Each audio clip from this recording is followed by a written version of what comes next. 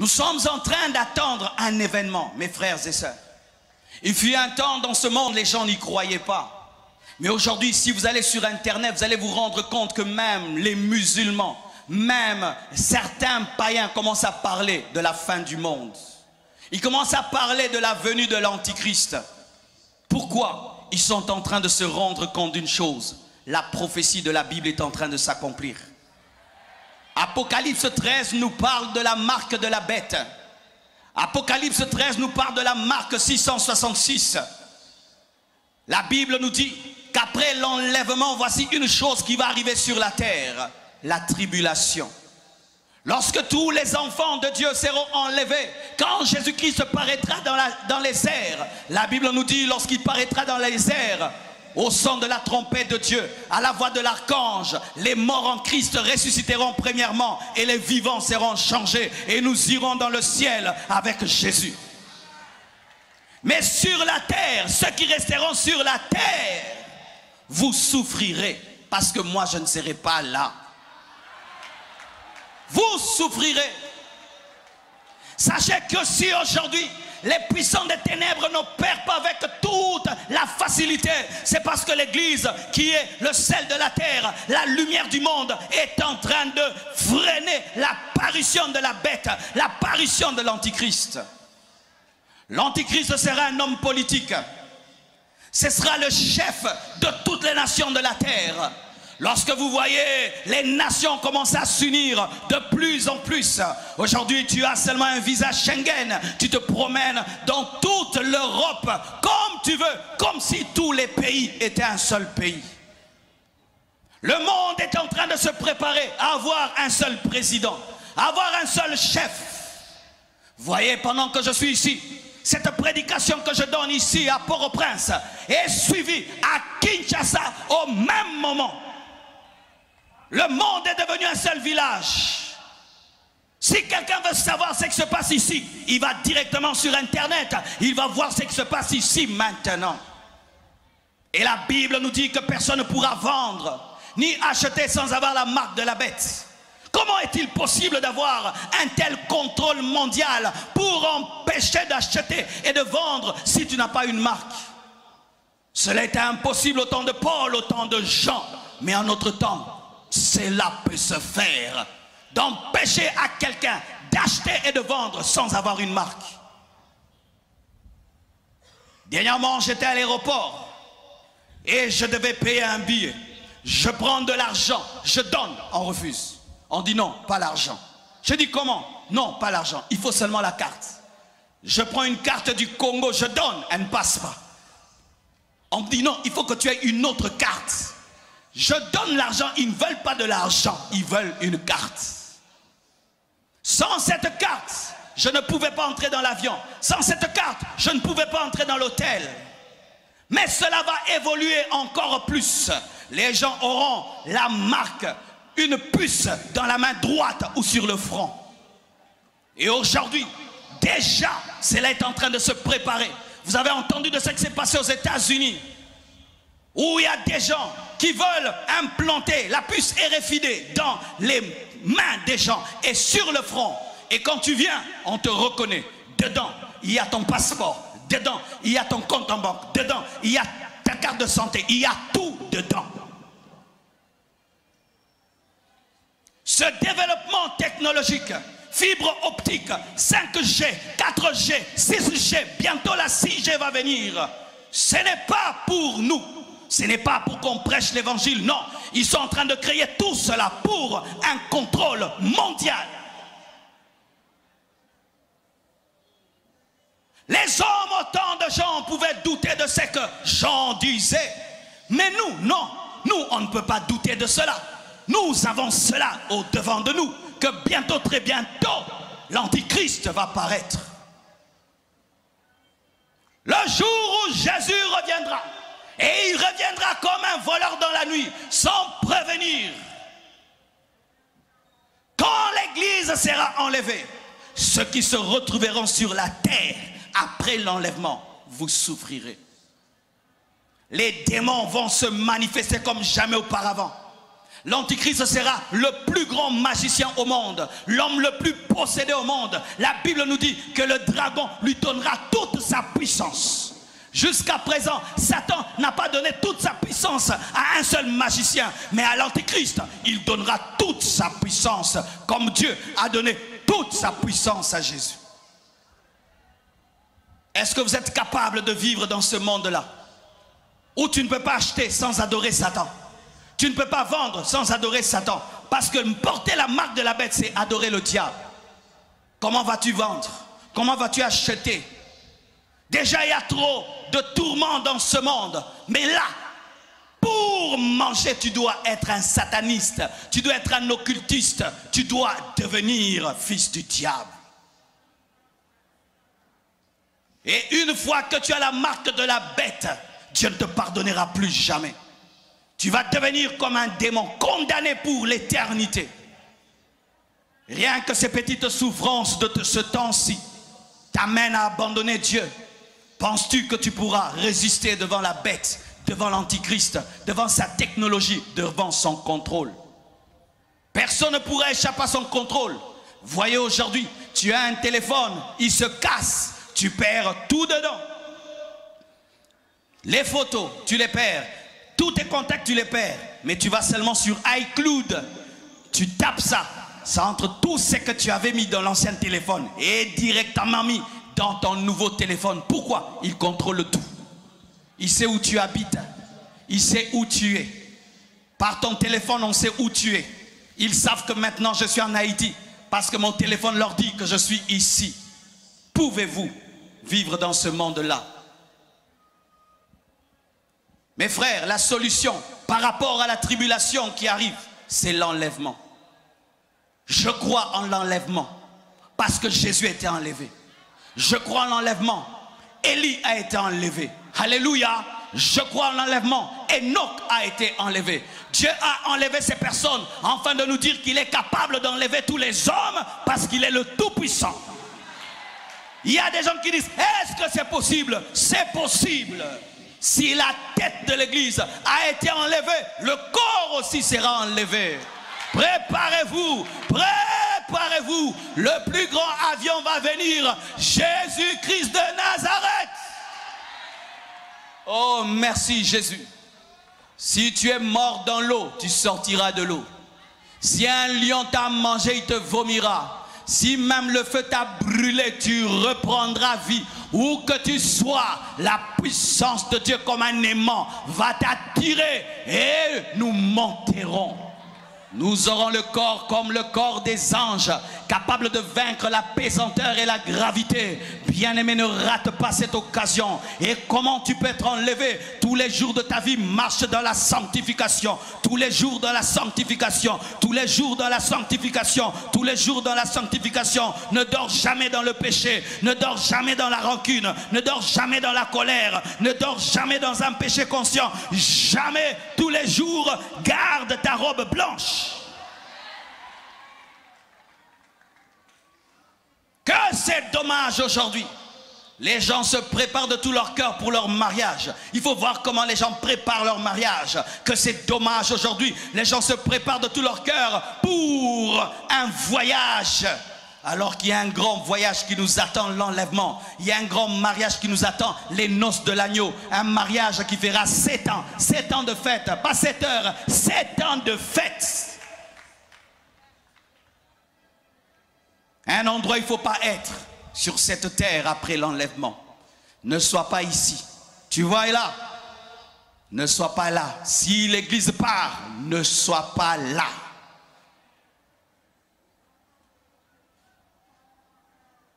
Un autre endroit où il ne faut pas être, le mauvais séjour de mort. Luc 16, 19 à 31 nous en parle. Il y a des hommes qui pensent que si un homme meurt, il disparaît. Comme si on était des poules, on était des coqs. Il y a des hommes qui pensent que si un homme meurt, il disparaît. Comme une feuille, comme une plante.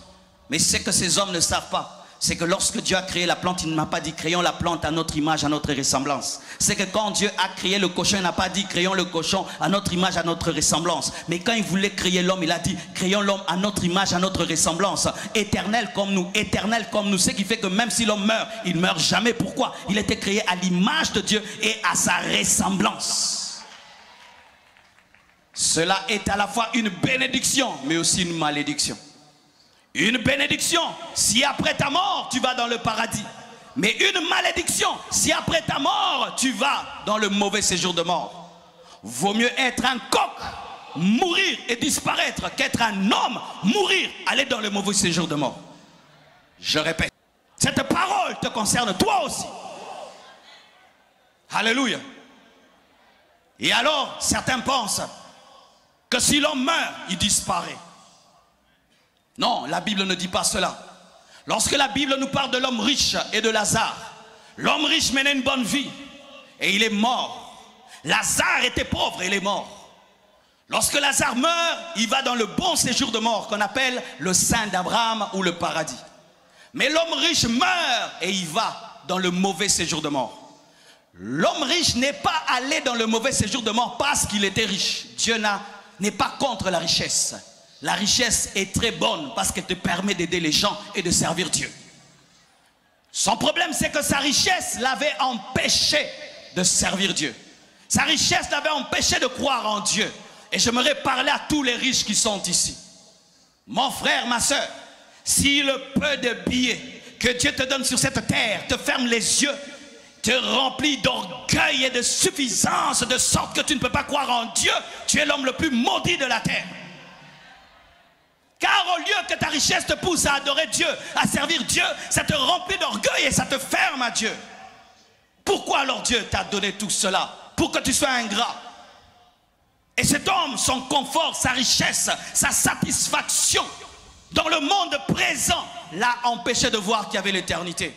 C'est ce qui arrive souvent aux hommes. S'il a une belle maison, il a une belle voiture, il a un compte en banque, il s'habille bien, il pense que c'est le paradis. Il pense que Port-au-Prince c'est le paradis.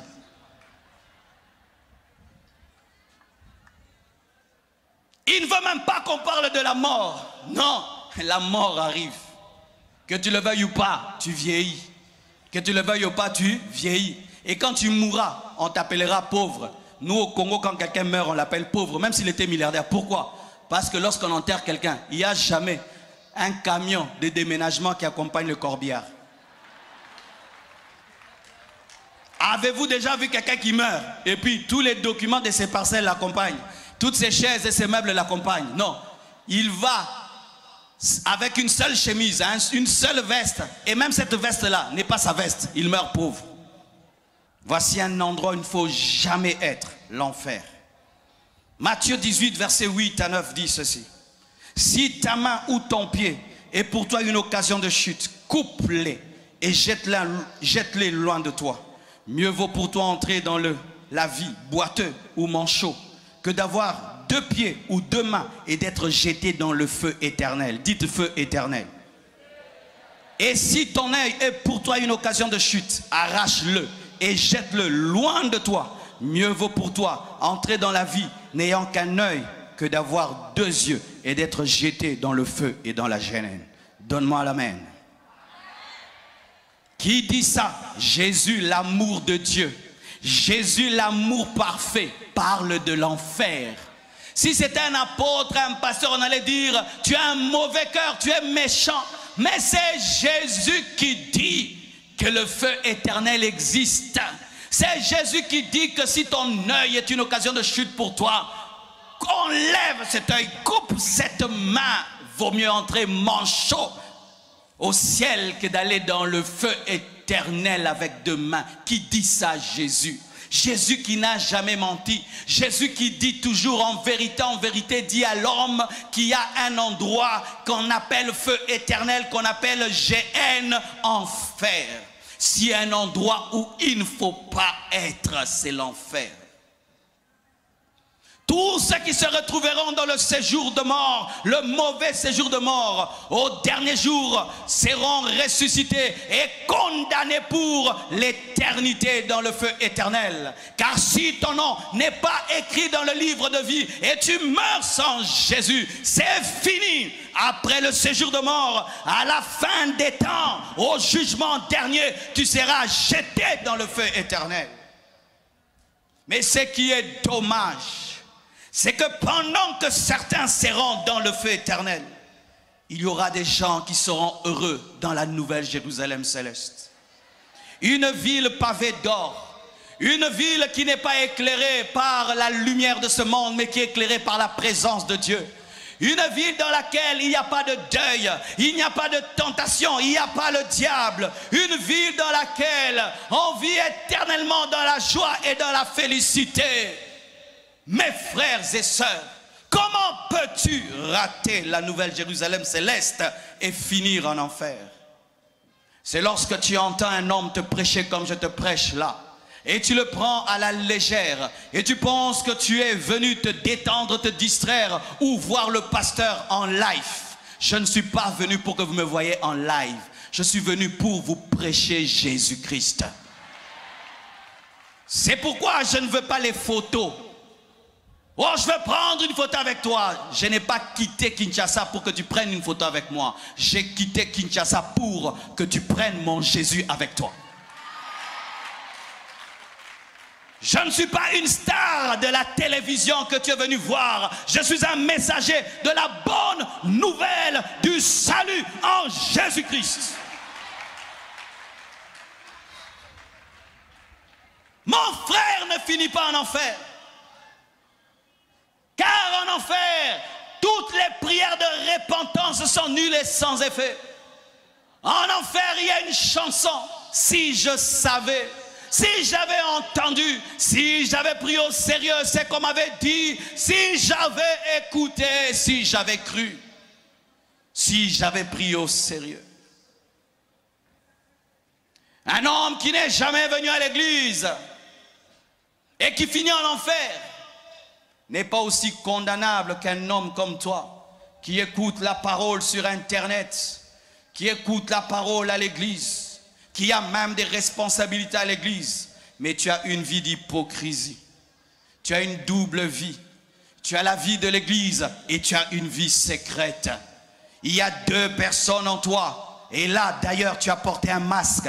Ce n'est pas le vrai toi, tu es masqué, le vrai toi est caché. Sachez que vous pouvez tout cacher au-devant des hommes, tout cacher au-devant des pasteurs, mais vos vies sont à nu devant Dieu.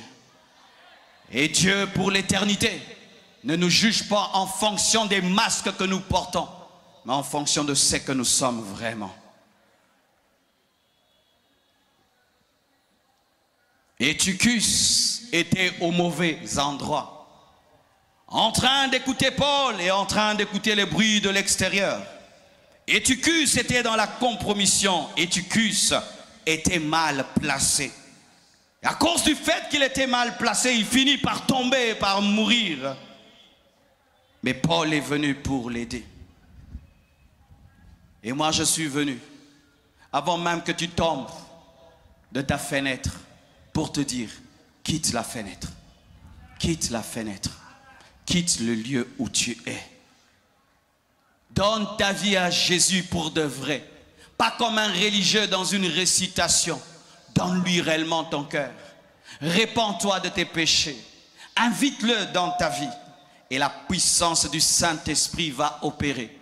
Et Jésus va te libérer de la puissance de Satan, de toutes les forces de ténèbres qui veulent te tuer et te détruire. Jésus-Christ est ici. Et tu peux même sentir sa présence. Ouvre ton cœur et il te sauvera. Que Dieu vous bénisse abondamment.